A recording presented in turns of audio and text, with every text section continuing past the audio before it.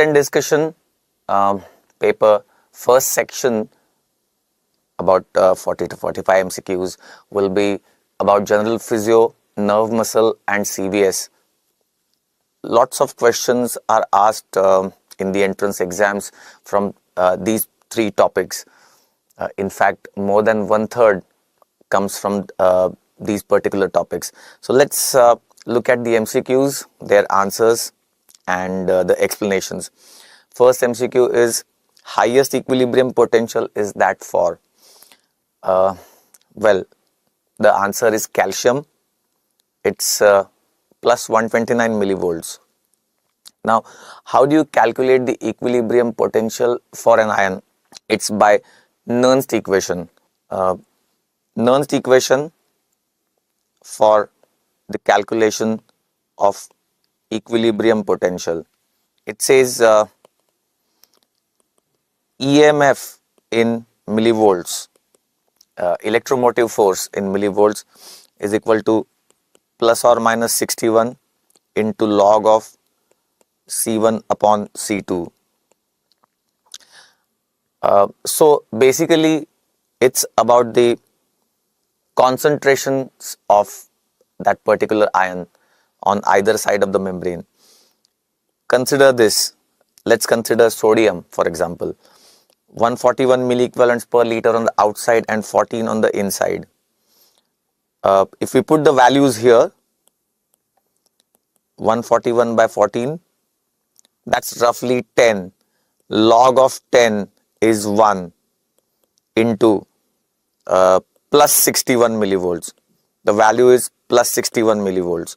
Now, very often this question is asked, whether you take plus value or minus value in this. It depends on whether it's a cation or anion and whether it is going to diffuse from outside to inside or inside to outside. For example, potassium, I mean, we took the value of sodium in plus 61 millivolts because sodium initially will move in by its concentration gradient. So it carries positive charges to the inside. We assume here that all the other ions are held constant and only sodium is moving. By concentration gradient, the sodium will in with more positive charges lined up on the inside of the membrane compared to outside, and this electrical gradient will cause the sodium to go out. So concentration gradient and electrical gradient, when these two forces balance out, there would be no net movement of sodium and we say sodium has reached equilibrium. That time, what is the potential on the membrane? That's called as equilibrium potential for that particular ion. Now you can see here, when sodium reaches equilibrium, charge on the membrane will be plus 61 millivolts. So far as the potassium is concerned, potassium 145 milliequivalents per liter on the inside and 4 on the outside. So initially by concentration gradient, potassium will go out. It will carry the positive charges to the outside and those positive charges will get lined up on the outside of the membrane. That will create the electrical gradient in the opposite direction from outside to inside, and potassium will come in by electrical gradient. When these two forces balance out, potassium reaches equilibrium. But that time you can see here that the charge on the membrane will be minus, because we always take the charge on the inside of the membrane whenever we discuss any membrane potential. See, initially potassium has left by its concentration gradient. So positive charges have gone out initially. That means it left behind the excess negative charges. And therefore, when the potassium reaches equilibrium, charge on the membrane will be minus, about minus 96 millivolts. So far as the calcium is concerned, calcium's concentrations from outside to inside is this ratio, this gradient is almost 10,000 times. C1 upon C2 for calcium. You know, calcium is very less inside the cell. Intracellular calcium is very, very low. So if we are talking about the calcium and its concentrations outside to inside, this ratio, this gradient is very high. So obviously calcium will move in very fast. And second point is calcium is a divalent cation. Note that point also. We want to know what is the C1 upon C2. That's very, very high for calcium. And second is calcium is a divalent cation. So it will carry double the number of positive charges on the inside. And therefore, when the calcium reaches equilibrium, the charge on the membrane will be very high because it has carried double the number of charges. It's a divalent cation.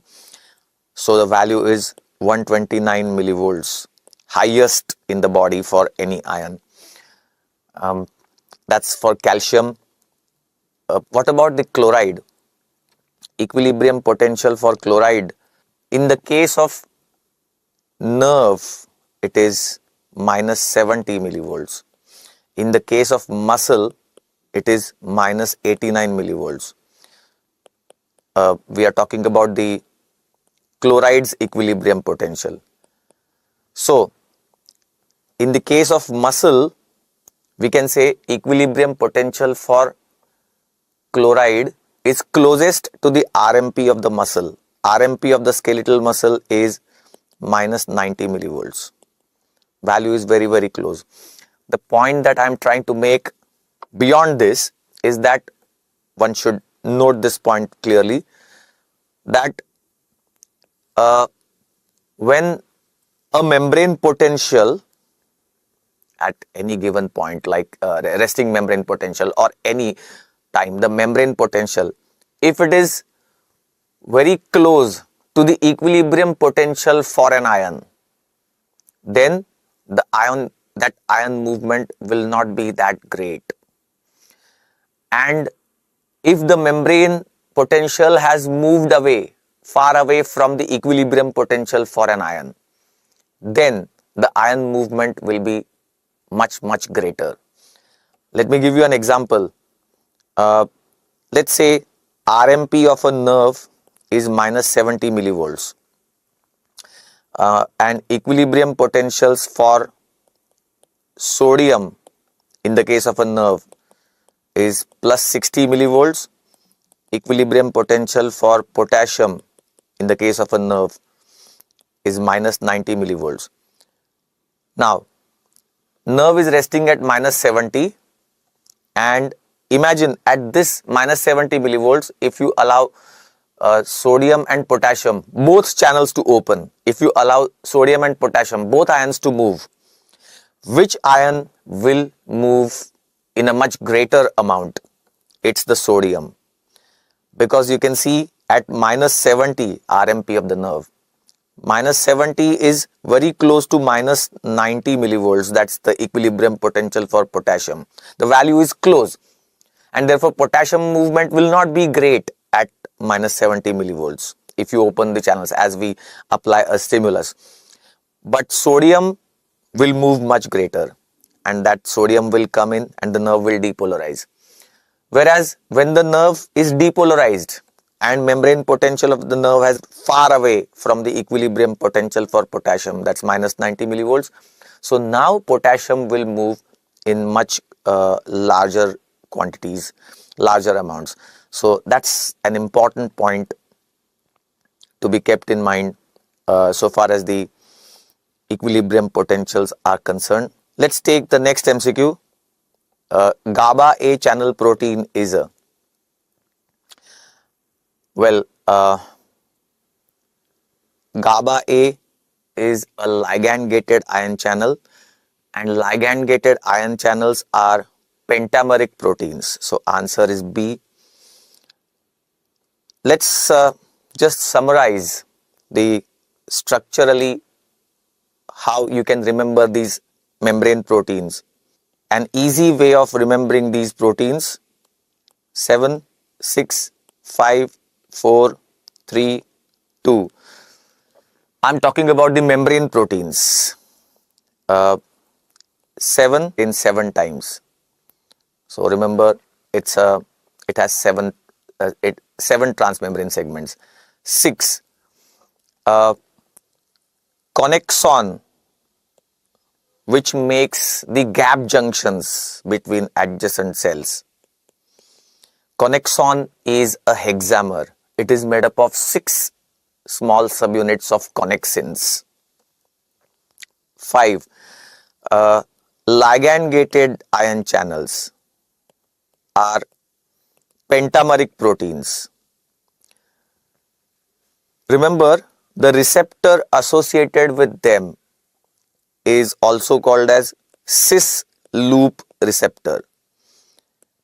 This receptor associated with the ligand gated ion channel, for example GABA A, nicotinic acetylcholine receptor, these are all ligand gated ion channels. The receptor is called as cis loop receptor associated with ligand gated ion channels, because it has got two cysteine residues and a disulfide bridge making a loop. So its receptor is called as cis loop receptor. And another point to be remembered about these is that they are also called ionotropic receptor associated channel. Ionotropic receptor associated channel, that's a ligand gated ion channel. So receptor portion and a channel portion for this protein. Ligand comes and combines with the receptor portion and then the channel opens. These are the pentameric proteins. Then 4 voltage gated channels are tetramers, sometimes also called as pseudo tetramers. So sodium channel in the nerve membrane is a voltage gated ion channel, and it's a tetramer. 3 what are the membrane proteins which have 3 subunits? Trimeric proteins. Let's take a few examples. ENaC, epithelial sodium channel, has 3 subunits. It's a heterotrimeric protein, or alpha, beta, gamma, 3 subunits. Another one, G protein. We have already seen that the G protein coupled receptor is 7 transmembrane segments receptor. The protein, the G protein itself, has got 3 subunits, alpha, beta, gamma. It's a heterotrimeric G protein. Sodium potassium pump. Now, I know many authors say that, and it has been widely believed that sodium potassium pump has 2 subunits, alpha and beta. But a gamma subunit also has been discovered for sodium potassium pump. So it can be called as a trimeric protein. 2 subunits, integrins, they are dimers. They have 2 subunits, alpha and beta. Insulin receptor, 2 subunits, alpha and beta. So this is an easy way of remembering the structures of these membrane proteins.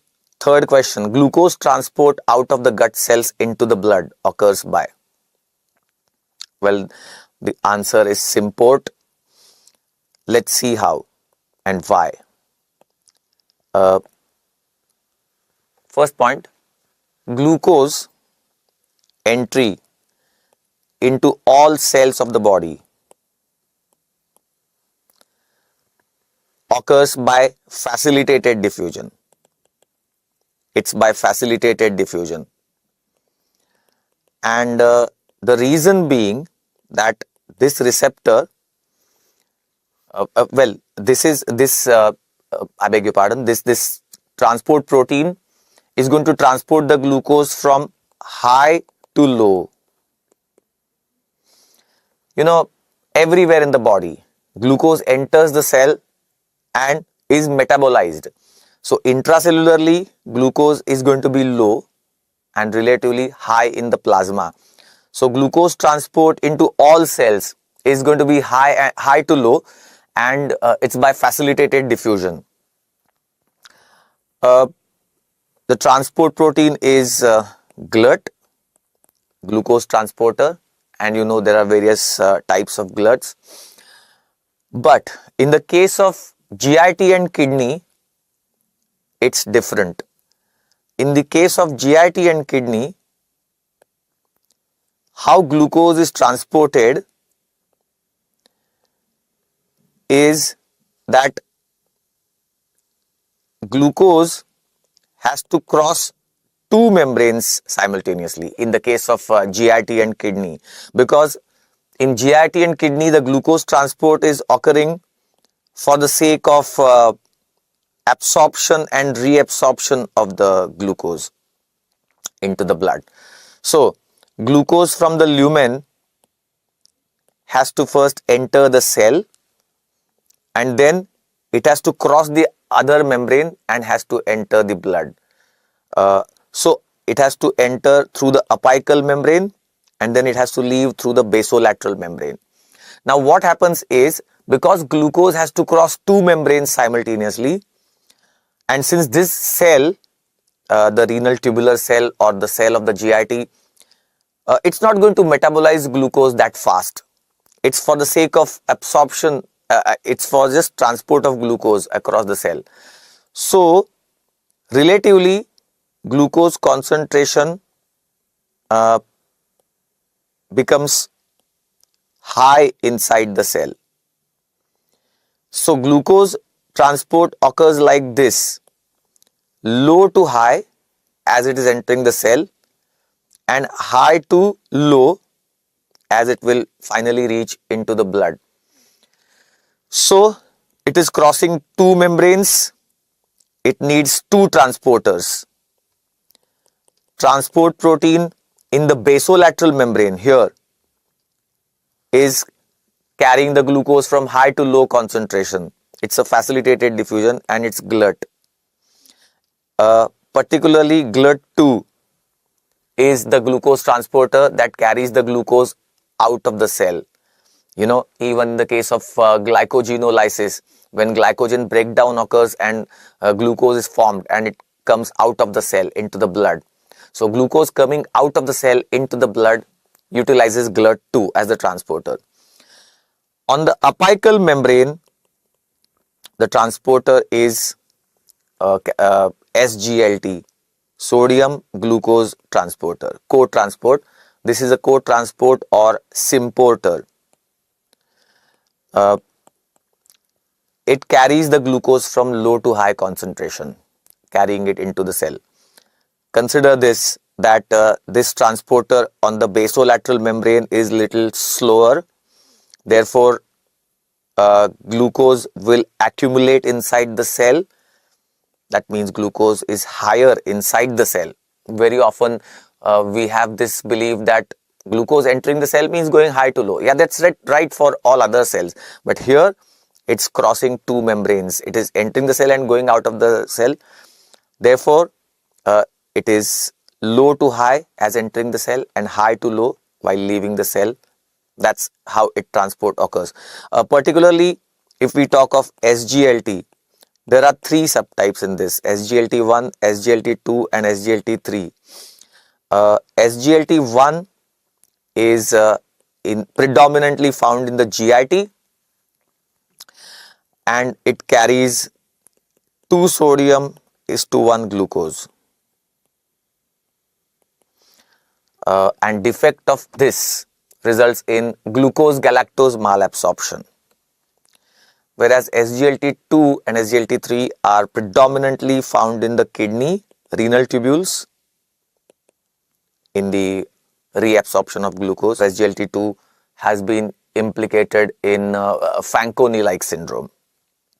So that's the transport of glucose in the gut and in the renal tubules for the absorption and reabsorption. Let's take the next MCQ. At low concentrations, the phospholipids form. Now this is a biophysics MCQ. It's asking about the phospholipids. So let's see how phospholipids behave in different concentrations. phospholipids at relatively low concentrations,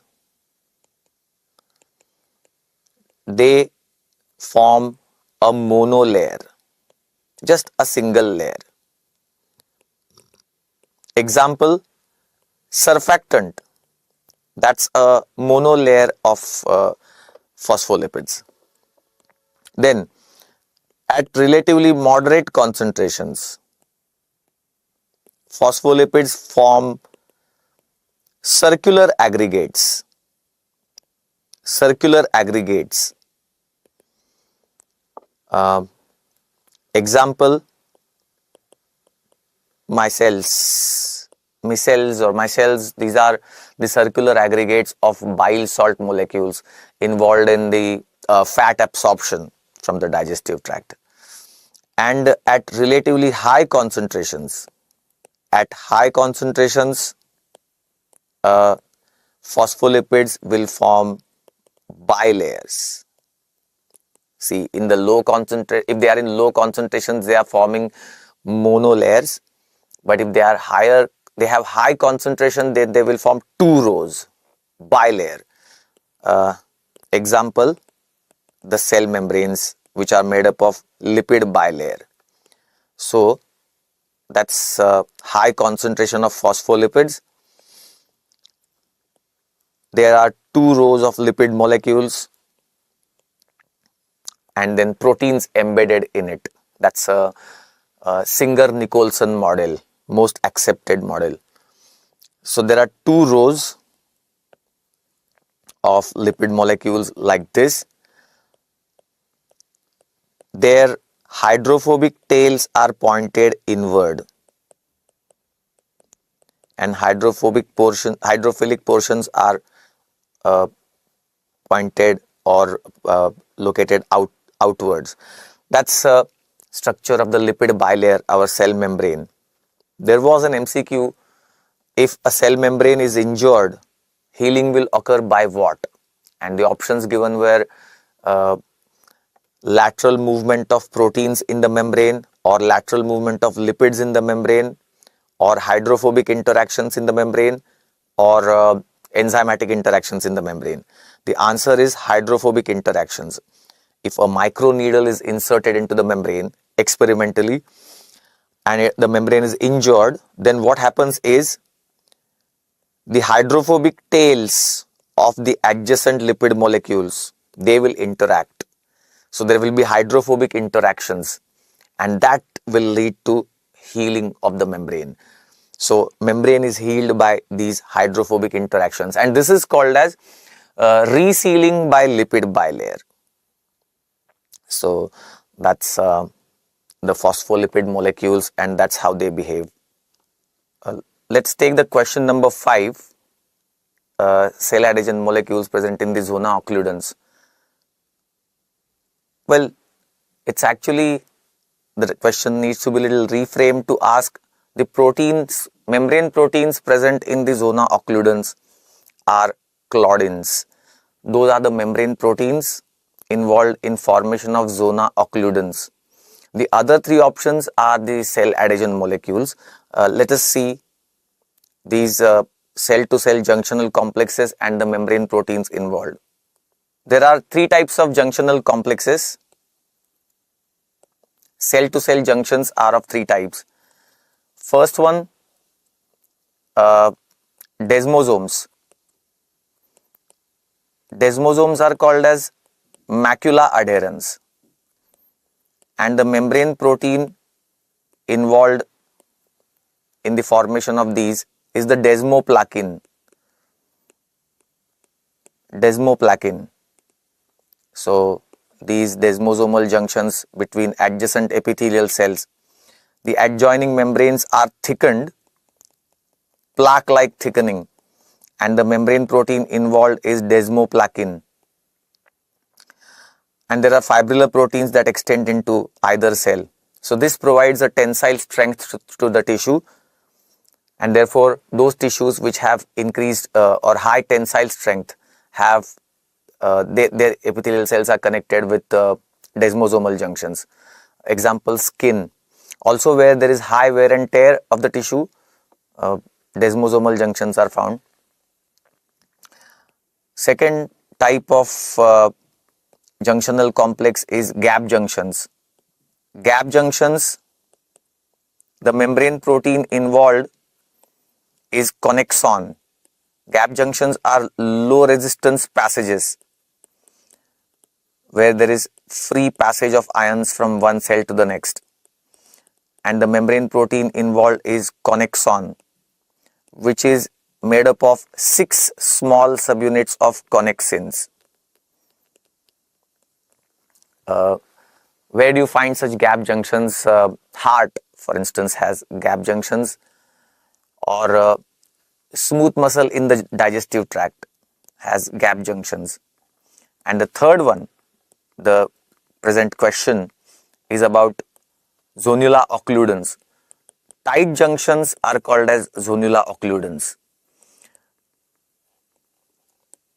These are exactly opposite, actually not unlike the not like the gap junctions.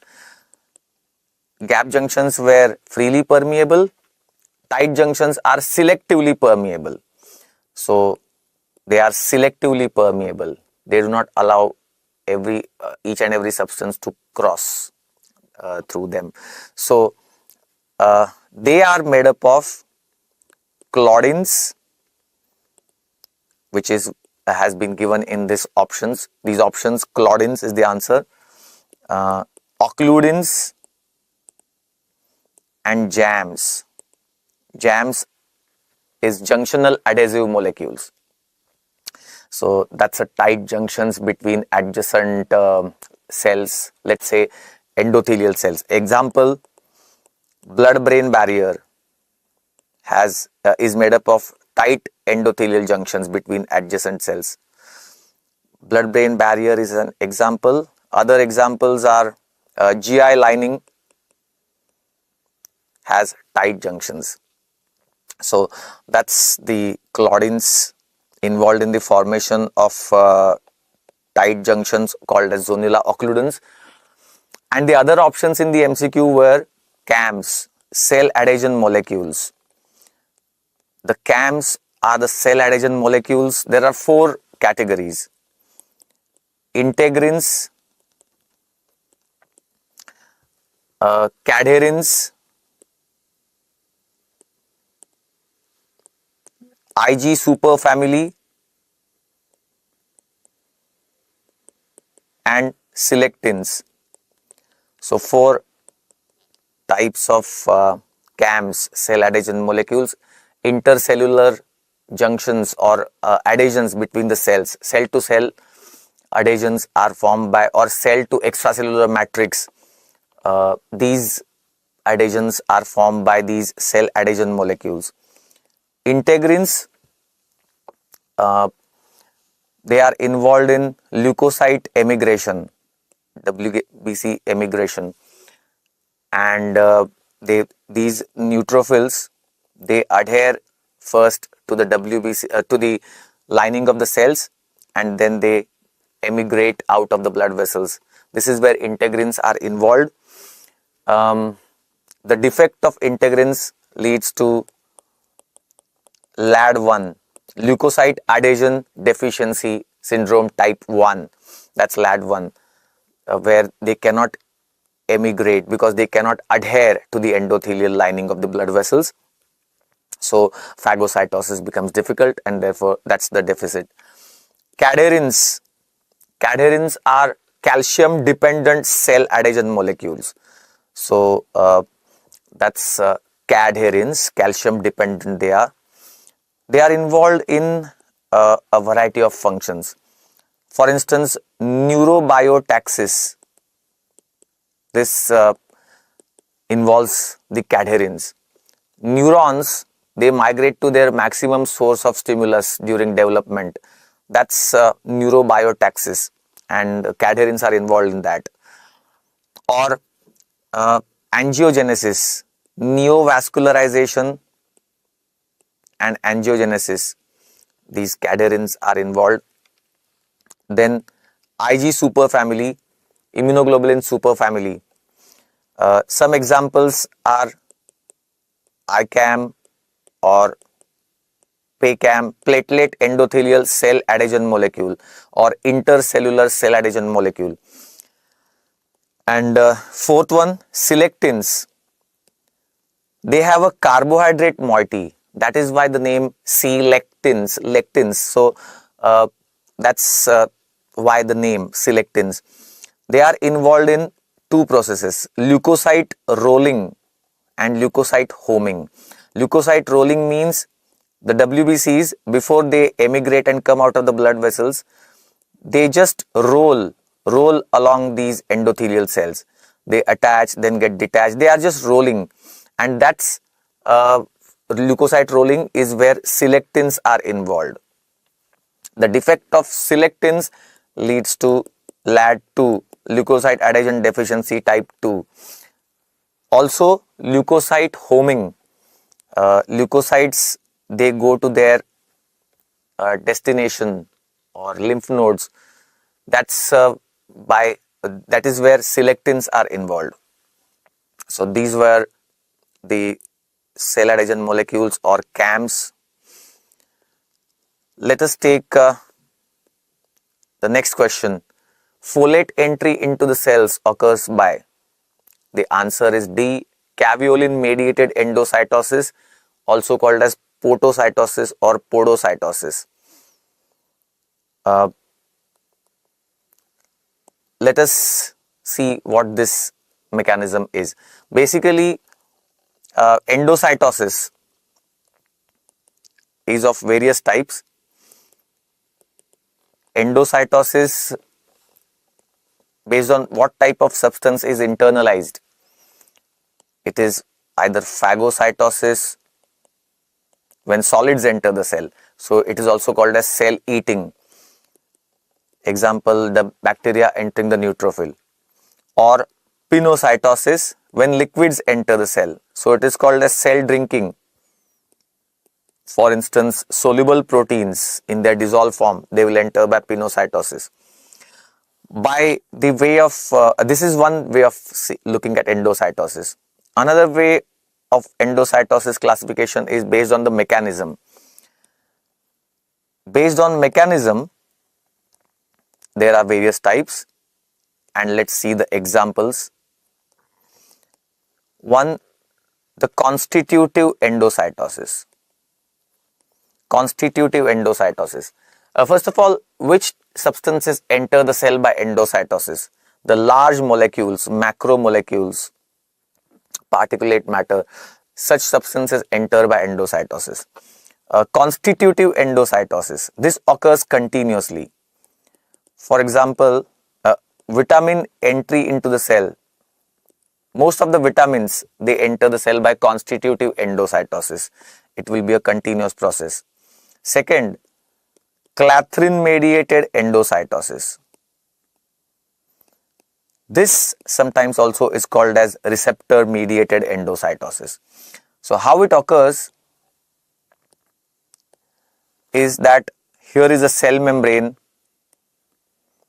with its depression or pit. There is a pit in the cell membrane, and this has receptors. There are receptors in this pit. The substance to be internalized will identify these receptors and will bind with them. And beneath the membrane, there is a fibrillar protein called as clathrin. The fibrillar protein in the membrane called as clathrin. So this is a clathrin mediated endocytosis, or alternately sometimes called as receptor mediated endocytosis. Now watch this process. This will be invagination of the membrane. With the substance having internalized,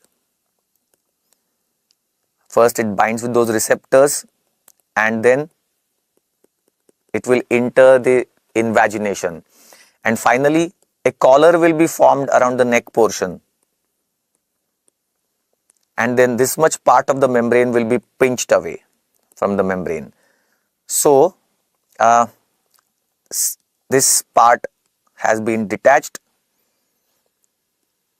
and the substance has been internalized. It has entered the cell inside the vesicle. That's how endocytosis would occur. Note a few things in this. First thing, surface area of the membrane is going to decrease because some part of the membrane has been pinched away temporarily. So temporarily the surface area would decrease. Second point is that the internalized substance is inside a vesicle, and this vesicle is surrounded by the Clathrin triskelion. There are 3 legs of the Clathrin. It's a Clathrin triskelion. Now, this vesicle has to fuse with the target organelle. For instance, lysosomes or any such target organelle. And then the contents of the vesicle may be discharged into that target organelle. That is how the process occurs. But before that, this Clathrin triskelion, which is surrounding this vesicle, it has to dissolve. And dissolution of Clathrin cage needs ATP. So in that sense, this is an active transport process. It needs ATP. What are the examples? What is the example of Clathrin mediated endocytosis or receptor mediated endocytosis? The most common example is LDL entry into the steroidogenic cells. Steroid hormones or the steroids are synthesized from cholesterol. So cholesterol has to enter the steroid synthesizing cells. What happens is LDL receptors are expressed in the cell membrane of these steroid forming cells, and then circulating LDLs will identify these receptors and then will be internalized.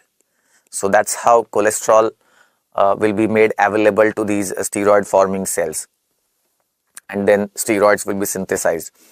Another example is iron receptor is it's internalized by this mechanism, Clathrin mediated endocytosis. And the third one, which is asked in the MCQ, is folate entry into the cells. It is caveolin mediated endocytosis, also called as podocytosis. Some authors also call it podocytosis.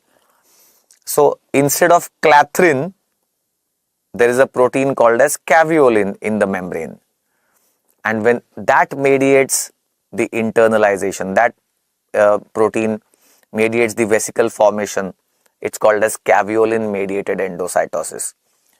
Most common example, commonly known, is folate entry occurs into the cells by this caveolin mediated endocytosis.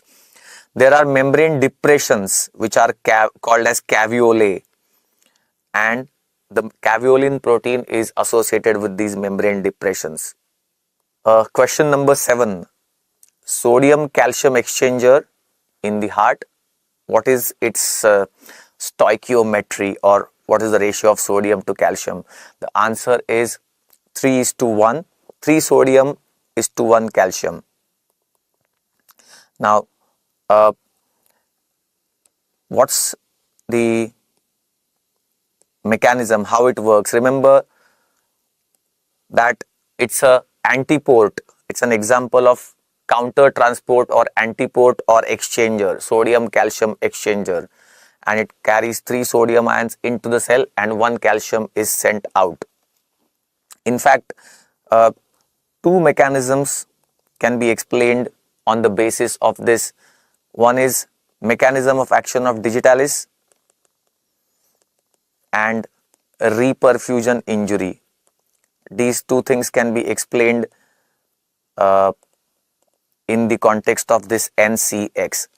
Remember, first thing is that all the secondary active transports, the co-transport, the counter transport, they are critically dependent on the primary active transport. Sodium potassium pump is the primary active transport. It pumps the sodium out.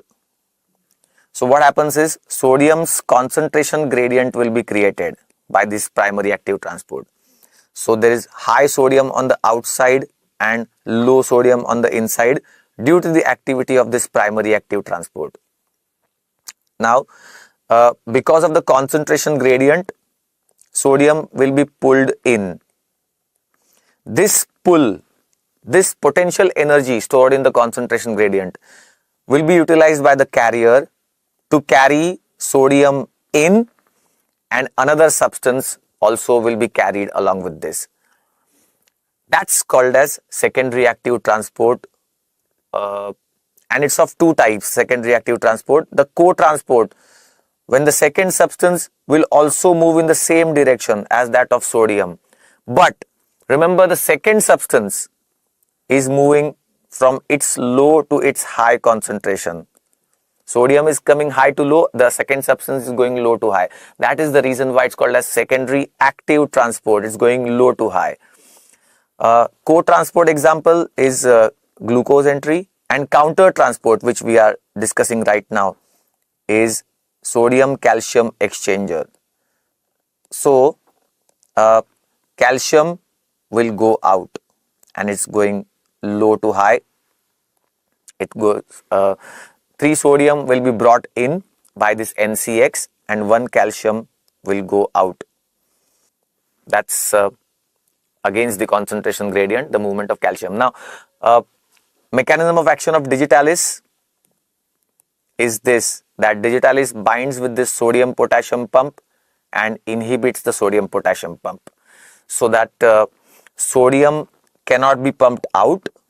That means sodium concentration gradient cannot be created, and therefore then if sodium concentration gradient cannot be created because primary active transport has been inhibited, then this carrier, which is carrying the sodium in and taking the other substance also along with it, or NCX, it will not work. It is sending the calcium out. This will not work.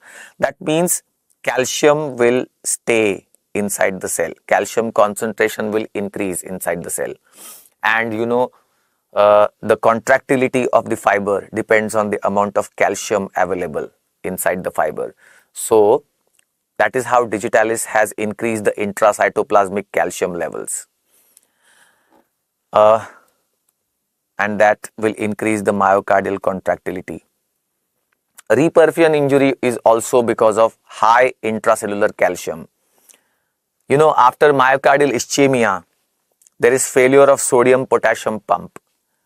And if sodium potassium pump fails, the NCX, sodium calcium exchanger, will also fail. Again, the same mechanism, that if the NCX fails, that means calcium will not be sent out, the calcium will stay inside the cell and intracellular calcium will increase. Now, this is the result of myocardial ischemia. Calcium has increased inside the cell, and imagine that now there is reperfusion. Perfusion has been established after the myocardial ischemia. So nutrition will come, and because there is high ICF calcium, this fiber will contract very strongly now. Already the fiber was very friable and weak. It will be damaged further. That's a reperfusion injury. It's caused due to high ICF calcium, and that's because of failure of NCX, and that's because of failure of sodium potassium pump. Let's take the next question, number 8. True statement regarding the structure of sodium potassium pump. Well, many students tend to believe 2 subunits, but third subunit, gamma subunit, has been discovered. So it has 3 subunits and 5 binding sites. Answer therefore C. 5 binding sites. Even here, many students believe that it's a 3 sodium and binding and 2 potassium. That's 5 binding sites. No. 3 sodium binding is 1 binding site and 2 potassium binding is another binding site. It has 3 more binding sites. So let us see this sodium potassium pump. It has got 5 binding sites, 3 subunits, alpha, beta, gamma. Alpha subunit is catalytic. All the binding and all the transport occurs on the alpha subunit. Beta and gamma are supportive. They target the pump to the membrane after it has been manufactured, synthesized. So here is the alpha subunit. 5 binding sites. 3 binding sites on the inner aspect of the pump and 2 binding sites on the outer aspect of the pump. And according to the binding binding chronology, the numbers have been given. So let's see these binding sites. Number 1, sodium binding site.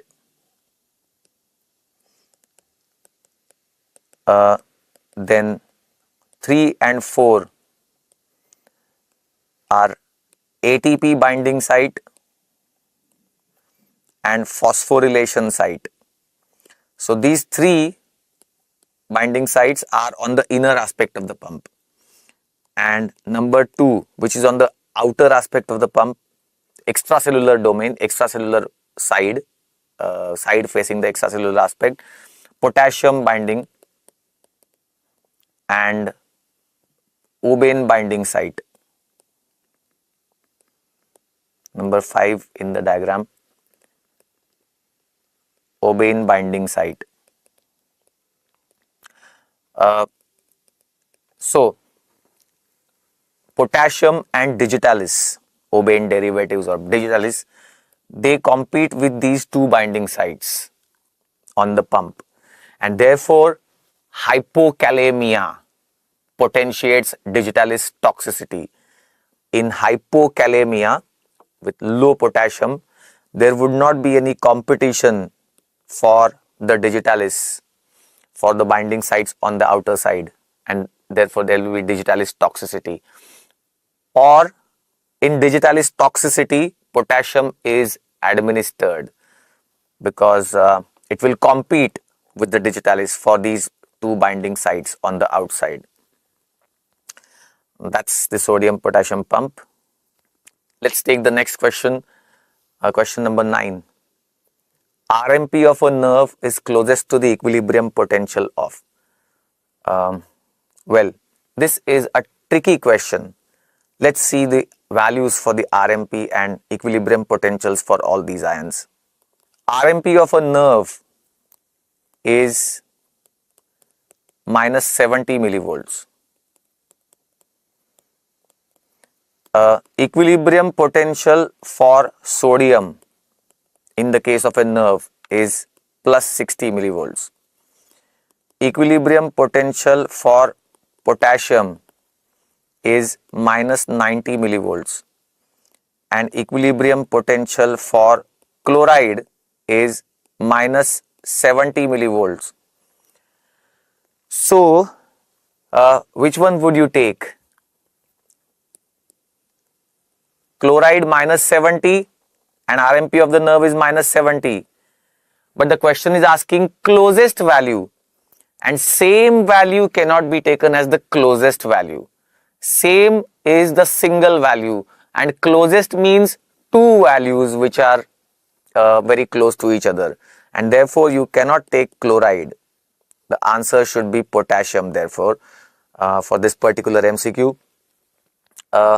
Although the principle remains the same, when the nerve is resting at minus 70 millivolts, because the equilibrium potential for chloride is minus 70 means the same, that means chloride will remain in equilibrium when the nerve is resting. Chloride will not move at all at this membrane potential.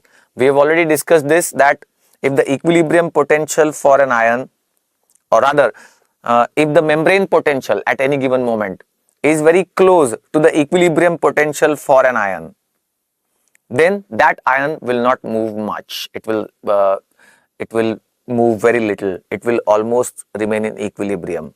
So chloride will remain in equilibrium when the nerve is resting. That's the significance of equilibrium potential and how close or far away it is from the membrane potential.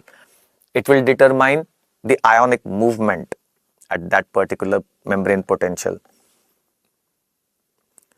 So far as the skeletal muscle is concerned, the answer will be different.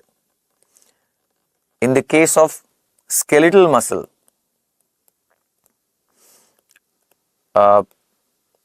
its RMP is minus 90 millivolts. Equilibrium potential for sodium will be plus 61 millivolts.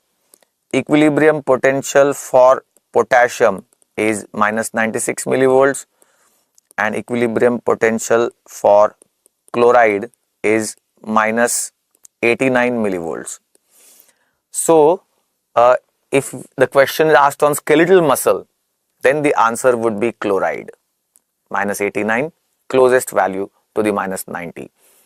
One question which is also asked is, how do you take plus or minus values? Well, it depends on whether the ion is a cation or anion and whether it is moving in or out by its concentration gradient.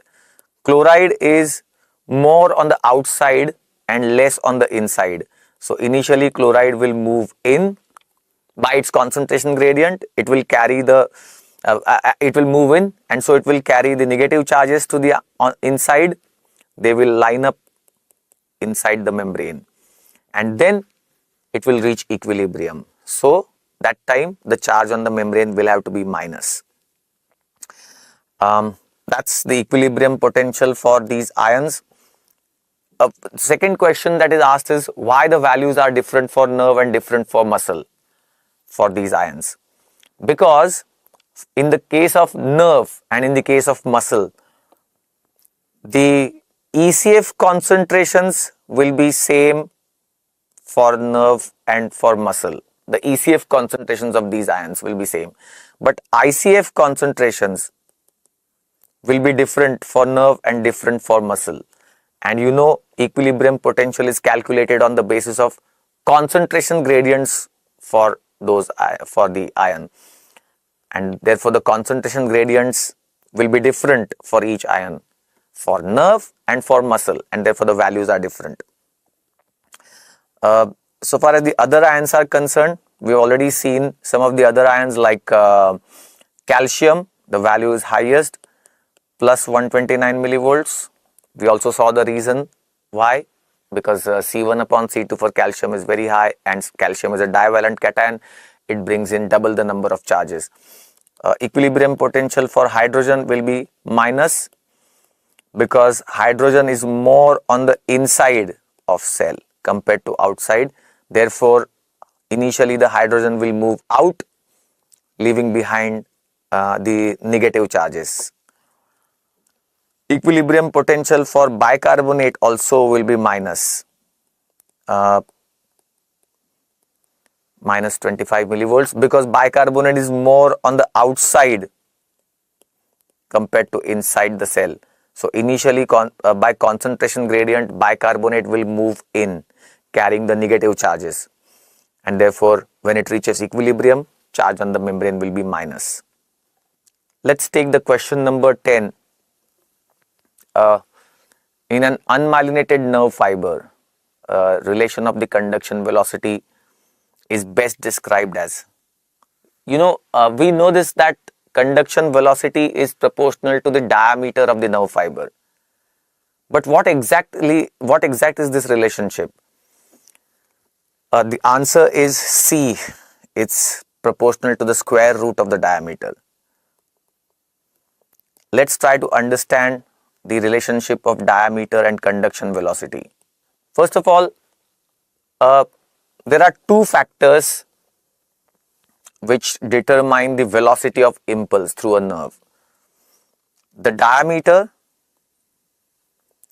and the myelination. These two factors determine the conduction velocity. Diameter, why? Because more the diameter, less will be the exoplasmic resistance for the flow of ions. So, as the ions come in and they are going to flow, the exoplasmic resistance will be less if the diameter is larger. So, diameter decides the conduction velocity due to this reason. And myelination, of course. Because of the myelination, the action potentials are generated only at the nodes of Ranvier. And the rest of the conduction is electrotonic conduction. There is direct flow of charges from one node to the next. So it will be very rapid because only few nodes are going to depolarize and rest is direct flow of ions. Now, out of these two factors, now this is important, out of these two factors, which one is more important? Which one is more significant? Diameter or myelination? The answer would be myelination. I mean, imagine a nerve fiber with a less diameter but myelinated, and imagine another nerve fiber with more diameter, larger diameter but unmyelinated. Then the conduction velocity will be faster in the myelinated axon even if its diameter is less. So out of these two factors, myelination has a more significance or more significant impact on velocity as compared to the diameter. Now, let's look at these nerve fiber types. There are 6 types of nerve fibers. This is called as Erlanger and Gasser classification.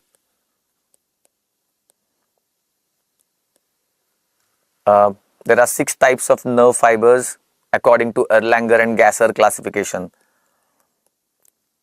A alpha, A beta, A gamma, A delta, B and C.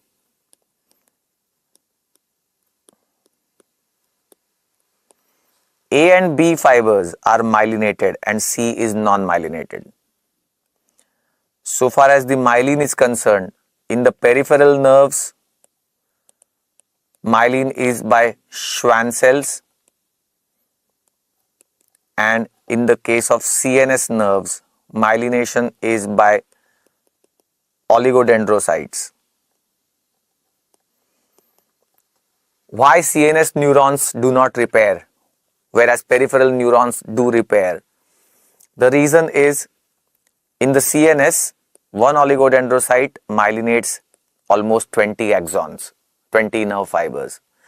And therefore, what happens is, it's in the 20 axons myelinated by one oligodendrocyte. In different direction, it is myelinating. And after the injury to the CNS, therefore, there is no intact neurolemma sheath left. So what happens is, even if the sprout comes out from the injured nerve, it has no definitive path to regrow and elongate and again regenerate. Therefore, repair does not happen in the CNS nerves. But in the periphery, many Schwann cells myelinate one axon. So the ratio may be almost reversed. In fact, it is said that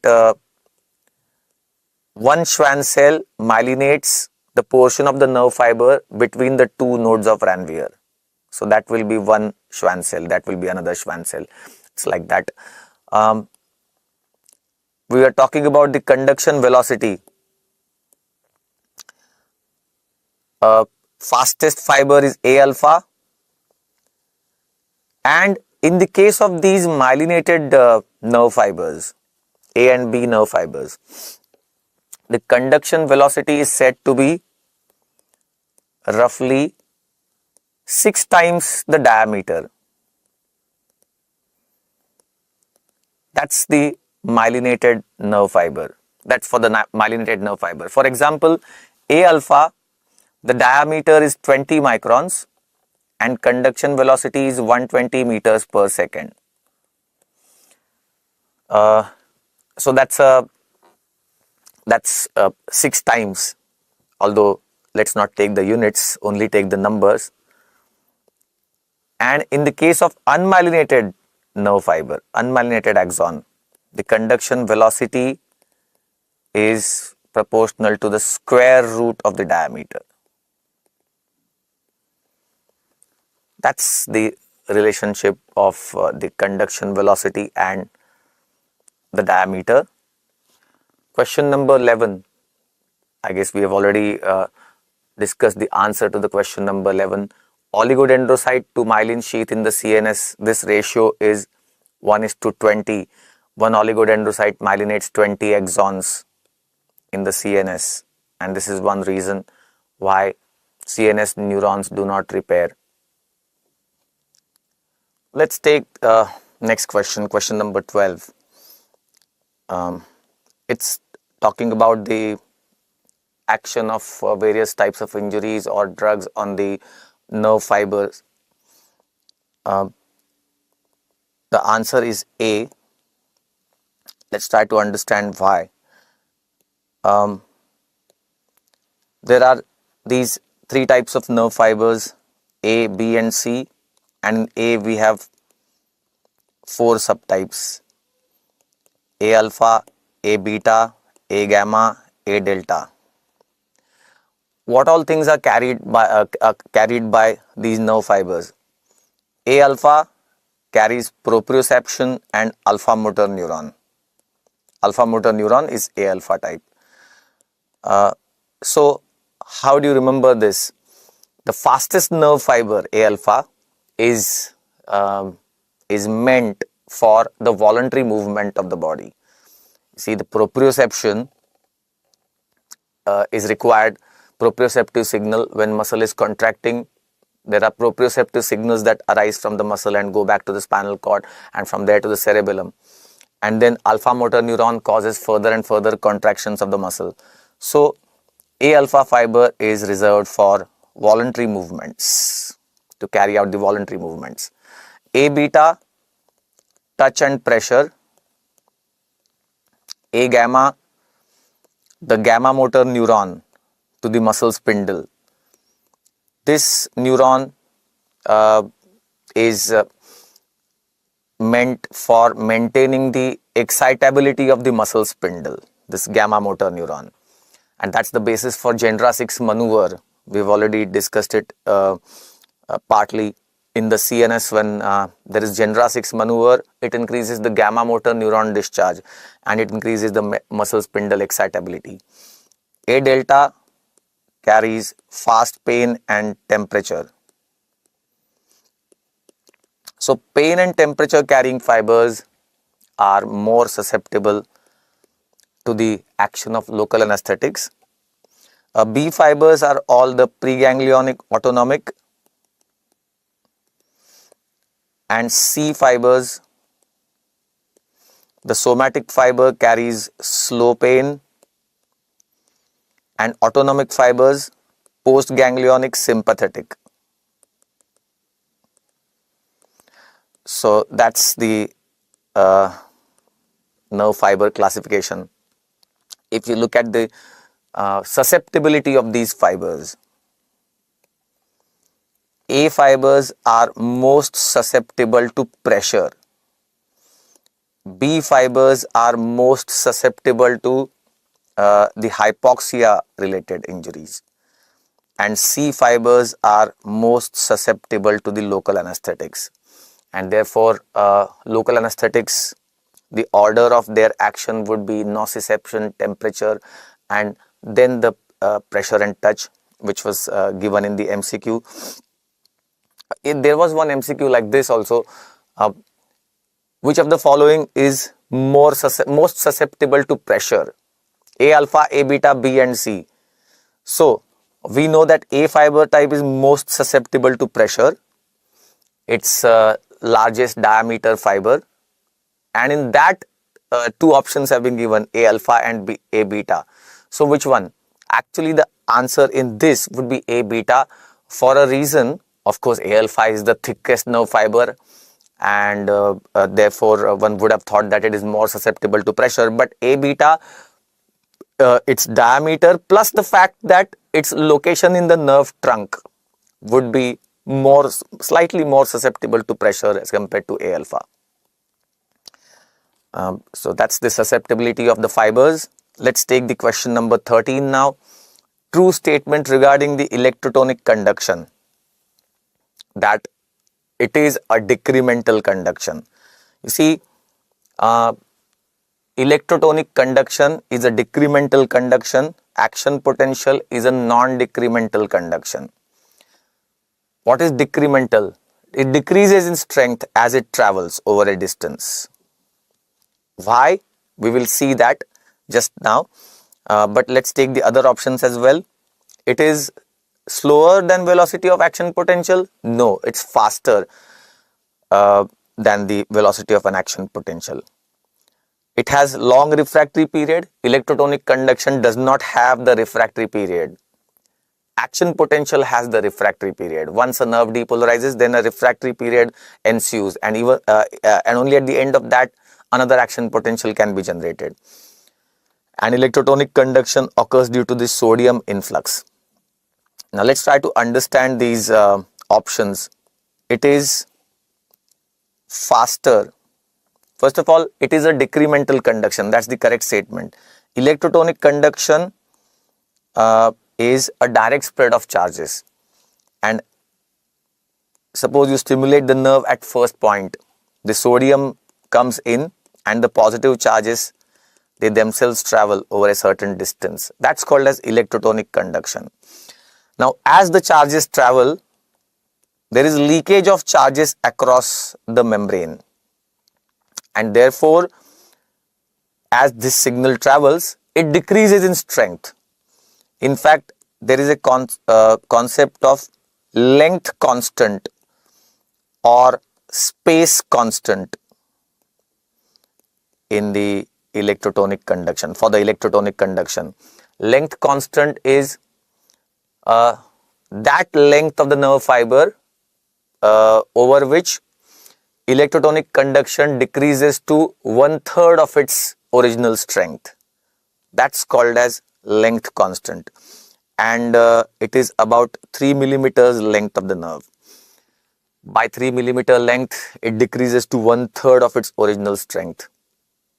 And therefore, remember, electrotonic conduction can carry the signal for only up to 10 millimeter length of the nerve. By 10 millimeter length, electrotonic conduction will extinguish and completely stop, because all these charges will have leaked out of the membrane.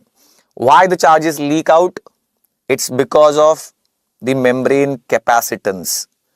There is membrane capacitance C, and due to this, the charges leak out. And by 10 millimeter length, the electrotonic conduction will completely stop. Second point is, it is faster than the action potential propagation. Imagine that electrotonic conduction is spreading of direct spread of charges. Compare that with the action potential propagation. Let's say an unmyelinated nerve. Sodium channels are located at regular distances. So sodium coming in from one point will go to the third point.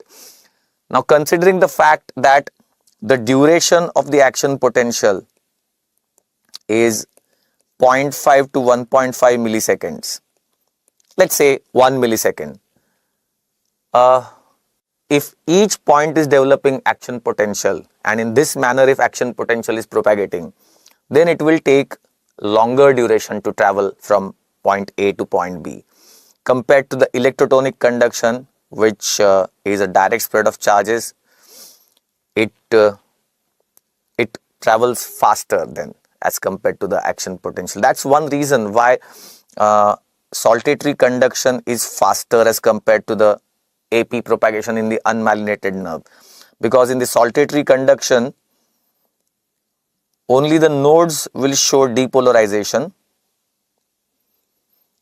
and the remaining conduction, I mean sodium comes in from one node, and the sodium and those positive charges travel electrotonically to the next node of Ranvier, and then the next node will depolarize. So only a few points are developing action potential, and remaining is electrotonic conduction, which is a faster mode of transmission. That's why it is faster as compared to the unmyelinated nerve impulse propagation, where every next point is going to develop the action potential. So that's one. And second point is, refractory period won't be there for electrotonic conduction, because sodium channels will open, sodium will come, and it will travel over the distance. That does not have the refractory period, whereas action potential has depolarization and repolarization. Sodium channels are activated in large number, critical number, and sodium influx occurs, but sodium channels go into inactivated stage. Once they recover, only then the next action potential is possible. So therefore, action potential shows a certain amount of refractoriness after each stimulus, which is not the case with electrotonic conduction.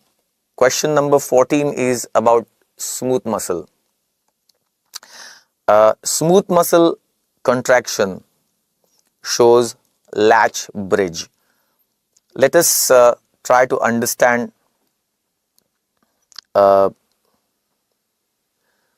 the question is asking which of the following is unique to the smooth muscle contraction. Well, pacemaker-like activity and rhythmic contractions are seen in the smooth muscle as well as cardiac muscle. So it's not so very unique for smooth muscle. You know, smooth muscle has some pacemaker cells. For instance, in the GIT, there is a smooth muscle, the pacemaker cell associated with the smooth muscle, which is interstitial cell of Cajal. So pacemaker activity can be shown by smooth muscle. It can be shown by cardiac muscle, and it shows the rhythmic contractions as well. So that's not unique to the smooth muscle. Also, ECF calcium influences the contraction. Yes, it can be seen in smooth muscle. Again, it is seen in the cardiac muscle as well. ECF calcium enters and causes further calcium release and influences the contraction. Option A, thin filament regulated. That's not right. Smooth muscle contraction is thick filament regulated contraction. Smooth muscle has no troponin C. So calcium, when impulse arrives in the smooth muscle and calcium is released, calcium combines with calmodulin. Remember, one calmodulin binds with 4 calcium ions.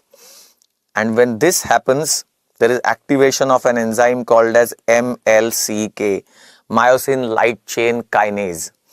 So myosin light chain was activated and then the contraction is initiated. Actin-myosin interaction starts. So therefore, this is called as thick filament regulated contraction. Whereas skeletal muscle contraction is thin filament regulated, because there are so-called active sites. There are so-called active sites. Those active sites are located over the thin filament. They are kept covered when the muscle is resting, and only when they are uncovered, the actin-myosin interaction can start.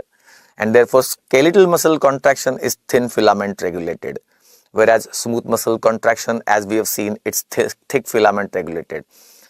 Smooth muscle shows the phenomenon called as latch bridge. Now, what is this latch bridge? Is that this is a skeletal muscle, of course, not the smooth muscle.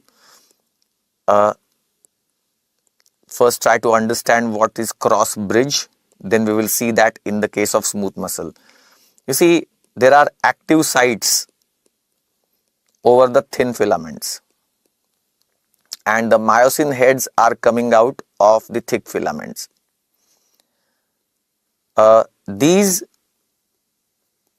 myosin heads coming in contact with the active site in front of it, this is the cross bridge. These are the cross bridges, and muscle contraction occurs by cross bridge cycling, that the myosin heads will attach with the active sites, and then all of them will create a power stroke, so that Z line is pulled inward from this side and this Z line from this side. So muscle will be shortened.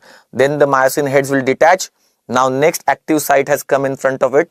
So it will attach, all of them will attach to the next active sites, and then again they will create that stroke.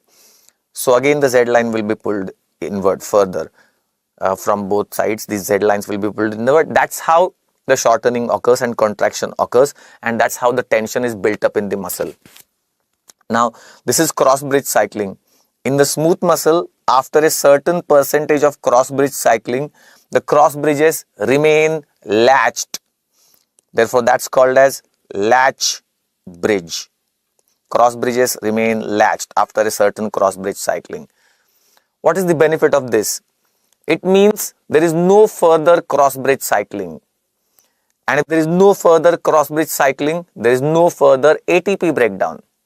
Remember, myosin head getting detached from the actin needs ATP, and myosin head has ATPase enzyme. So, myosin head detaching and then attaching to the next site, this is going to need ATP. But in the smooth muscle, after a certain cross bridge cycling, there would not be any further cross bridge cycling as cross bridges remain latched. So, this will create a sustained tension development without further ATP breakdown. That's the important aspect of the smooth muscle contraction. Let's take the next question. Question number 15. What's the ratio of thin to thick filaments in a smooth muscle? Well, the answer is 15:1. You know, in the skeletal muscle, the ratio of thin to thick filaments is 2:1. Let's see how. The skeletal muscle, in fact, there was this MCQ. In a skeletal muscle, one thin filament is surrounded by how many thick filaments? I'm talking about skeletal muscle now first, then we will come to the smooth muscle. One thin filament is surrounded by how many thick filaments? And the options are 2, 3, 4, 6. The answer is 3. Each thin filament surrounded by 3 thick filaments and one thick filament surrounded by 6 thin filaments. Let's see how. The sarcomere diagram. That sarcomere is the distance between two successive Z lines. This is a two-dimensional view. So it gives you the impression that each thick filament is surrounded by 2 or 4 thin filaments. That's not correct, because this is a two-dimensional view of the sarcomere. In reality, sarcomere obviously is a three-dimensional structure. It is inside each muscle. There are muscle fibers, and within each muscle fiber you see this arrangement of thin and thick filaments. Now, Z lines are at regular distances, and distance between two successive Z lines is the sarcomere. Z line of one muscle fiber is anchored to the Z line of the fiber above it and the fiber below it. So that's it's in the one motor unit. These sarcomeres will be anchored to each other. Now, if you look at the transverse section of the Z line, the cross-sectional view, the Z line is a hexagon in the transverse section. So this Z line or Z disc is actually a hexagon in the cross-sectional view, and arising from each of its angle is one thin filament. So thin filaments arising from the Z line. And among these thin filaments, there are thick filaments. It will be like this. This is a thick filament. So now we are imagining the cross-sectional view of the sarcomere across the Z line. Across the sarcomere, it will look like this. Each thick filament is surrounded by 6 thin filaments, and each of the thin filament is surrounded by 3 thick filaments.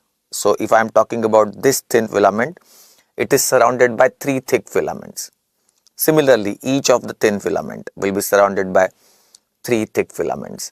So each thick surrounded by 6 thin, and each of the thin filament surrounded by 3 thick filaments. And therefore, in the skeletal muscle, the ratio of thin to thick filaments is 2:1. That's a skeletal muscle sarcomere.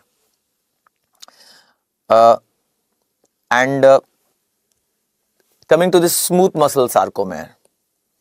Now, smooth muscle does not have Z lines. It has dense bodies.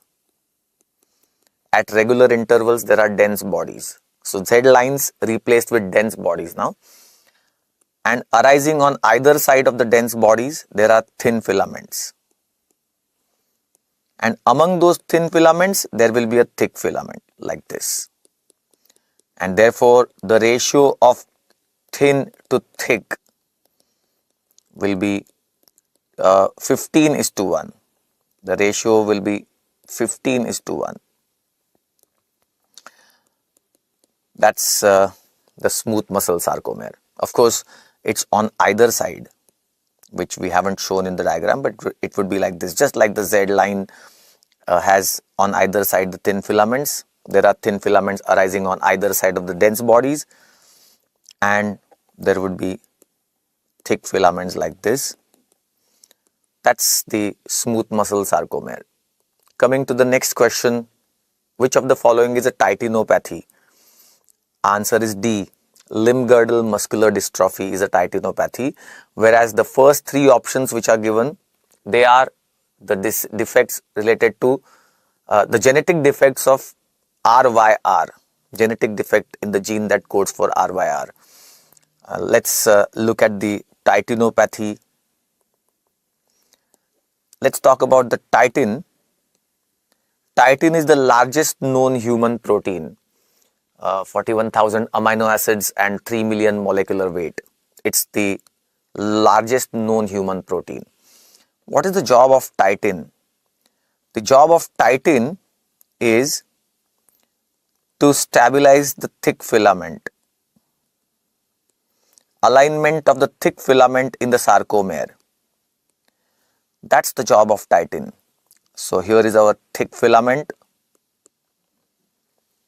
and titin starts from the Z line and it holds the thick filament in the sarcomere. So alignment of the thick filament in the sarcomere, that's the titin. It is anchored to the Z line and it goes into the thick filament. It joins to the M line, this M line at the center. So that's the titin, and therefore the titinopathy, the genetic defect in the gene that codes for titin, would result in the dystrophy called as limb girdle muscular dystrophy. So that was the answer. Another protein in the sarcomere is dystrophin. Well, titin is necessary to hold the myosin, and therefore it's an important component of muscle contraction. Defective titin will result in muscle weakness. Contraction would not be possible. Dystrophin is another muscle protein. Let's look at the function of dystrophin as well. Here is a Z line. Here are the thin filaments arising from the Z line on either side, and thick filament. So, interaction between thin and thick filaments is what is going to cause the muscle contraction. Tension development is due to the interaction between thin and thick filaments. Now, this tension is developed inside the fiber, but this is within the fiber. But this tension has to be transferred to the membrane, muscle fiber membrane, and to the exterior of the fiber, and then from there to the tendon of the muscle. That's the job of dystrophin, another important and large protein in the human body. That's a dystrophin. So dystrophin is linked to the thin sarcolemma. This is the dystrophin.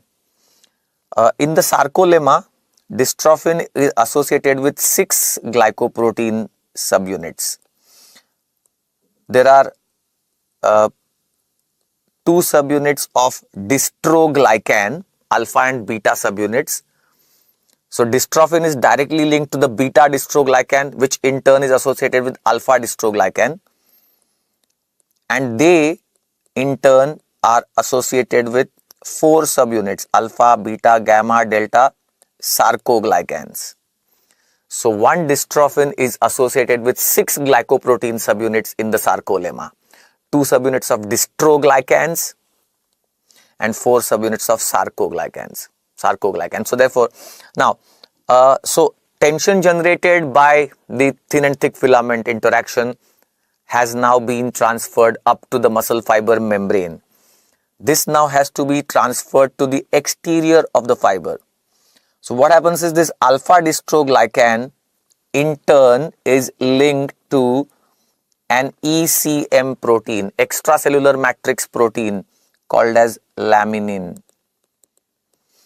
That is how the tension generated by the actin-myosin interaction is transferred first to the muscle fiber membrane. This is the dystrophin linked to the thin filament, and that's how finally it will be transferred to the exterior of the fiber, from there to the tendon of the muscle. And the defect of dystrophin, Duchenne's muscular dystrophy, DMD, resulting from the genetic defect of the gene that codes dystrophin. So that's about the titin. Limb girdle muscular dystrophy is a titinopathy. And the first 3 options given in that MCQ, malignant hyperthermia, Brody's disease, central core disease, they are caused by the genetic defects in the gene that codes for RYR. So we are talking about excitation contraction coupling. The disease is related to the excitation contraction coupling. Here is a sarcotubular system in the muscle. There is a T tubule, and on either side there are L tubules. In the T tubule membrane, there is a protein called as DHPR. This is DHPR. And in the L tubule membrane, there is another protein, the RYR, ryanodine receptor. Now, when the impulse arrives through the neuromuscular junction and enters the muscle, it travels deep into the muscle via T tubule. It is sensed by DHPR. DHPR, dihydropyridine receptor, is a voltage sensor. So it will sense this voltage change and it will interact with RYR, ryanodine receptor, and then calcium will be released into the sarcoplasm. This calcium will then combine with the troponin C. Behind this, the sarcotubular system are those thin filaments and thick filaments. And on the thin filaments, there is troponin C. So calcium will combine with troponin C, and that will initiate the actin-myosin interaction. But RYR is the calcium release channel. And the genetic defects of RYR result in those 3 diseases mentioned in the MCQ: malignant hyperthermia, central core disease, and Brody's disease. They are all related to RYR genetic defect. They all are they result in the excess calcium release into the sarcoplasm. So for instance, malignant hyperthermia, when such a person is given succinylcholine or halothane or ether, inhalational anesthetics, before the surgery, then on the operation table itself, what can happen, or just before the operation, is that excess calcium will be released into the sarcoplasm because of the genetic defect of RYR. RYR will release a lot of calcium into the sarcoplasm, and therefore there will be massive muscle contraction. Muscle contractions will appear like a shivering. There will be rhythmic muscle contractions, and this will generate a lot of heat in the body. That's why the name malignant hyperthermia. And then tachycardia, shivering, and all the other effects. The treatment of malignant hyperthermia, of course, is dantrolene. Dantrolene sodium is said to be the uncoupler. It uncouples the excitation from the contraction. Let's take the next question. True about end plate potential. Let's see the options. It occurs as a result of altered permeability for the sodium and potassium. Yes, that's right. That's the correct answer. It's a self-regenerative change. No, action potential is a self-regenerative process. We will see why, but that's for the action potential. It results from release of a single neurotransmitter release, single transmitter vesicle released. Single vesicle released is generally responsible for MEPP, miniature end plate potential. And finally, it exhibits all or none property. No, it is a graded response. Some membrane potentials are graded responses, others obey all or none law, like action potential obeys all or none law. Let's try to understand this end plate potential. When impulse arrives at the neuromuscular junction, there will be 60 vesicles of acetylcholine released. Each vesicle containing 10,000 acetylcholine molecules. So each vesicle 10,000 molecules, and such 60 vesicles will be released by this. And when so much acetylcholine is released, then when it combines with the receptor, the nicotinic acetylcholine receptor, this channel associated with it is called as a non-specific cation channel. It's a non-specific cation channel, meaning that when it opens, the same channel allows sodium to come in and the same channel allows the potassium to go out. But now see this muscle is resting at minus 90 millivolts so far, and now the channel has opened. So when the channel has opened at minus 90, which ion will move much more, sodium or potassium? Sodium movement will be much more as compared to potassium movement, because minus 90 is very close to the equilibrium potential for potassium, minus 96 millivolts. Minus 94 is said by some authors, minus 96. It's just a change of difference of calculation, but it's very close to the equilibrium potential for potassium, and therefore if potassium is allowed to move at minus 90 millivolts, its movement will not be that great. Whereas equilibrium potential for sodium is plus 61 millivolts. So which is far away from minus 90, and therefore if the sodium channels are opened at minus 90, sodium movement will be much greater. So remember one thing, that a resting membrane is much more permeable to potassium, but this membrane which we are talking now is an excited membrane. An excited membrane is much more permeable to sodium. Remember this. So sodium entry will predominate over potassium exit. Therefore, there will be net entry of positive charges. Net entry of positive charges, because sodium is coming in but potassium is also going out, but sodium entry is much larger. So therefore we are saying net entry of positive charges. This will first develop a localized potential on the muscle membrane over an area. This is called as end plate potential. Now, the muscle membrane coming in contact with the nerve terminal, this part is called as motor end plate, and the potential that develops on this will be therefore called as end plate potential, EPP. What is the amplitude of EPP? So much acetylcholine is released and it combines with its receptors that the EPP amplitude is about 40 millivolts. What I'm trying to say is there is a localized depolarizing change by about 40 millivolts at one point on the muscle membrane. That means muscle membrane at this point, which was resting at minus 90, by a 40 millivolt depolarization, it will come to about minus 50 millivolts. 40 millivolt positive charges have come in, depolarization has occurred. And that means it has crossed the threshold. Definitely it will cross the threshold and convert into the action potential. Once it converts into the action potential, then action potential will travel into the muscle. So remember, EPP does not travel. It's not a self-regenerative change, but action potential is a self-regenerative change. That is, once action potential develops at one point, then it goes on developing at every next point by itself. It regenerates at every next point, and that is how it will travel.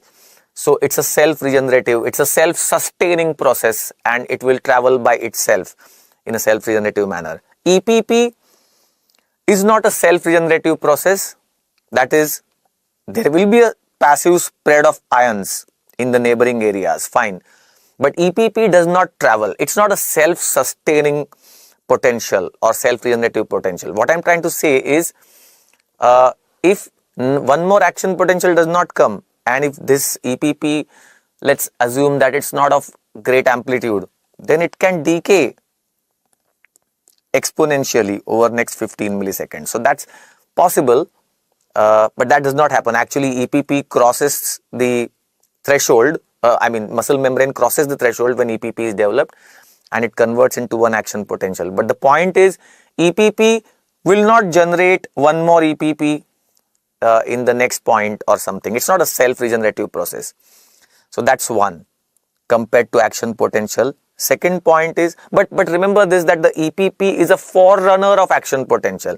Means first EPP develops locally, muscle fiber membrane crosses the threshold, and then it converts into one action potential.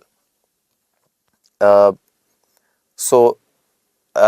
action potential will then travel. Second point is, EPP is a graded potential. It may show gradations. For instance, a similar potential is there in the CNS synapses called as EPSP, excitatory postsynaptic potential. A similar potential, EPP occurring on the muscle membrane, EPSP occurring in the CNS synapses on the postsynaptic membrane. Let's say here is a postsynaptic membrane and EPSP develops here. EPSP is a graded potential. What does it mean? It means that if one acetylcholine vesicle is released, or one neurotransmitter vesicle is released, then maybe 2 millivolt EPSP is generated. 2 vesicles are released, 4 millivolt EPSP generated. 3 vesicles are released, 6 millivolt EPSP will be generated. So it shows gradations. Whereas compare this with action potential. Action potential obeys all or none law, all or none property. That means if action potential has reached threshold, then it will show full amplitude, all. And if it does not reach threshold, then nothing will develop. So zero response. So zero response or full response, nothing in between. That's the action potential. Whereas EPP and EPSP are graded responses. They show gradations. Well, a single transmitter vesicle release, that's one more option. That is responsible for MEPP, miniature end plate potential. What is miniature end plate potential is when the muscle is resting, when no impulse is arriving from the nerve and muscle is not supposed to contract. Even then, there is asynchronous release of the acetylcholine vesicle. Asynchronously, the acetylcholine is released even when the impulse is not coming. That's probably because of some amount of calcium that has come in and is still inside. It can cause some vesicles which have come near the nerve membrane to fuse and release the acetylcholine asynchronously. Because of 1 or 2 vesicles being released. Remember, when impulse arrived, 60 vesicles had released synchronously. But when no impulse is arriving, muscle is resting, nerve is resting, and one single acetylcholine vesicle was released, it will develop just a small potential. So it's called as miniature end plate potential. Therefore, this is seen when the muscle is resting, and it's not even in millivolts, it will be in microvolts, 0.5 to 1 microvolts. That's it. Not much of an amplitude. That's MEPP. Let's take the question number 18. In a resting skeletal muscle, length maximum of the sarcomere is 3.75 microns. That's a very simple question, but still let's try to understand what's this length of the sarcomere business. Here is a Z line, and there are thin filaments arising on either side of the Z line, and then there are thick filaments interspersed. Now there is something called as actin-myosin interdigitation, and in this regard we talk about the Starling's law. First of all, sarcomere is the distance between two successive Z lines. This is the sarcomere, and normal resting length of the sarcomere is 2 microns. This is called as LO, length optimum, or L rest, length resting. This is 2 microns. Now imagine the Starling's law. There is a Starling's law for the skeletal muscle. It says greater the initial length, stronger is the contraction. I beg your pardon, just make a correction over here. This length is resting length of the sarcomere is called as length initial. Just make a correction. Length initial or length resting is 2 microns. Now, application of Starling's law. Stretch the muscle fiber therefore, and that means sarcomere length will increase. 2.1 microns, stronger contraction. 2.2 microns, even stronger contraction. This is applicability of Starling's law. What happens is, when you stretch the muscle fiber, the sarcomere length will increase, and there would be an optimum interdigitation between actin and myosin, and therefore better and better contractions, stronger and stronger contractions will be produced. But Starling's law says the last 3 words are within physiological limits. So greater the initial length, stronger is the contraction, but within physiological limits. This is the physiological limit. It has been reached. When you have stretched the muscle and increased the muscle fiber length and increased the sarcomere length up to 2.2 microns, the limit has been reached. Now you increase the fiber length further, 2.3, 2.4. Actin-myosin interdigitation will be lost. So beyond this point, contraction will become weaker and weaker and weaker. And there is something called as L max. Maximum sarcomere length is about 3.75 microns. It will produce hardly any contraction, zero contraction, because from this length to produce actin-myosin interaction would be very, very difficult. So hardly any contraction from this L max. Let's discuss the question number 19. It's about the strength of contraction of the muscle, or the factors affecting the tension development in the muscle. Well, first of all, the answer is muscle tetanus occurs due to failure of calcium removal from the sarcoplasm. Let's try to understand what are the factors that determine the strength of contraction of a muscle, factors influencing the tension development in the muscle. But before we talk about these factors, let us first try to understand how a muscle contraction can be recorded and studied in detail. So what we perform as an experiment is, there is a nerve muscle preparation, and this muscle is connected with a writing lever. Now we apply stimulus to the nerve once, and muscle contracts once and relaxes after that. So one contraction followed by relaxation. We want to record this. So this writing lever attached to the muscle is going to move. when the muscle contracts and shortens, the writing lever goes up. And when the muscle relaxes and lengthens, the writing lever comes down. So just one contraction and relaxation, the writing lever going up and down.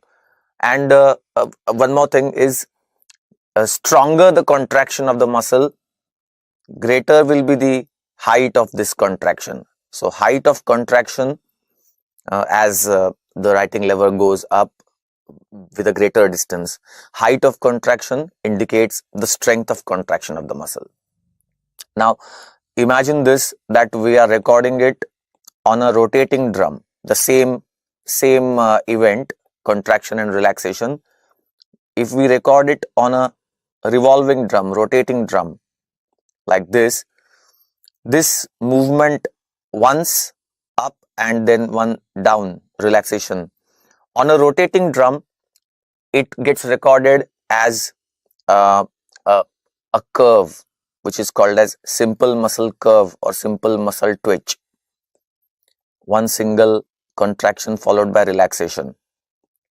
So that's how we obtain the contractile event in the muscle. And height of contraction is this. It indicates the strength of contraction. So writing lever went up, that was contraction, and writing lever went down, that was the relaxation. And you can see here, stimulus was applied at point A. Then the drum moved ahead and contraction started at point B. So AB is called as the latent period after the stimulus when the contraction begins. And then BC is called as contraction period. So AB is the latent period, BC is the contraction period, and then CD is the relaxation period. That's how we record the contractile event. And as I mentioned, height of contraction is this, which indicates strength of contraction. Stronger the contraction, higher the lever goes, and therefore height of contraction is indicative of that. Now, if we apply two successive stimuli, this is one stimulus applied and one contraction followed by relaxation. We apply two successive stimuli to the muscle and we get two contractions like this. What is the most obvious thing in this graph that you can see is, we had kept all the things same and just we applied the stimulus twice in quick succession. The second contraction automatically became stronger. Now that's called as because of the beneficial effect. We had kept all the things constant and just applied the stimulus twice. Second contraction automatically became stronger. This is because of the beneficial effect, and that's because of it is said to be that first contraction caused some changes in the muscle that were beneficial for the second contraction, and therefore second contraction became stronger. What are those changes caused by first contraction? At least two important changes. One is increased temperature in the muscle because of the first contraction. Therefore, diffusion of ions and all the reactions will become better for the second contraction. And second is decreased viscosity in the muscle fiber. First contraction has caused that thin filament sliding over the thick filament and viscosity reduced because of that. So since viscosity was reduced, second contraction, the actin myosin interaction will be even better. Sliding of thin over thick filament would be better and contraction would be stronger. Now, if I apply 5 successive stimuli or 10 successive stimuli to the muscle, I get 5 contractions, and each succeeding contraction is stronger than the preceding one. That's called as staircase effect. Staircase effect or German word Trepi for it. And what is the reason for this kind of a stronger and stronger and stronger contractions is that with each stimulus, more and more calcium came into the sarcoplasm.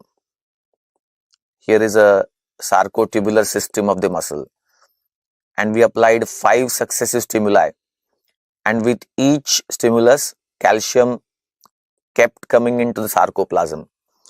It will be pumped out by the pump called as SERCA, sarcoplasmic endoplasmic reticulum calcium ATPase. So calcium will be removed also, but the rate of calcium coming into the sarcoplasm will be more, and therefore calcium will go on accumulating. That is, more and more and more calcium will be available for next and next and next contraction, and therefore contraction becomes stronger and stronger and stronger. That's the staircase effect, increased availability of cytoplasmic or sarcoplasmic calcium. Now, if I apply 25 stimuli in a second, then the scenario is slightly different. Then what happens is the muscle goes into a sustained state of contraction. It fails to relax. Such a high frequency of stimulation, muscle fails to relax, because what happens is now your stimulation frequency is so high that calcium came into the sarcoplasm, but there was no time for calcium to be pumped out, and therefore there was no chance of muscle relaxation. Now, this sustained state of contraction is called as tetanus. Therefore, tetanus means sustained state of contraction and failure to relax occurring from high frequency stimulation. Remember, most important term that you should associate with the tetanus is high frequency, the tetanizing frequency, very high frequency of stimulation to the muscle. There was no time for calcium to be removed from the sarcoplasm, so muscle cannot relax. That's a tetanus, sustained state of contraction. We do experience tetanus once in a while in a day-to-day life. For instance, if you are writing an exam, toward the end you write very fast, there is high frequency stimulation to the hand muscles. The hand muscles go into a sustained state of contraction. They fail to relax for some time. This is a physiological tetanus. So that's a reason for tetanus. Muscle tetanus occurs because of failure of calcium removal. Well, what's option A? Recruitment phenomenon. This is about the motor system. This is about the motor unit. I beg your pardon. The concept of motor unit is this. There is a nerve. It has nerve fibers, these axons, and each axon has axonal endings which supply a few muscle fibers. So each motor neuron, its axon, and all the branches which supply the muscle fibers, this makes the motor unit, single motor unit. So all the muscle fibers supplied by a single motor neuron, that's a motor unit. Now let's try to understand the concept of recruitment of the motor units. In the diagram we have shown, this is just diagrammatic representation.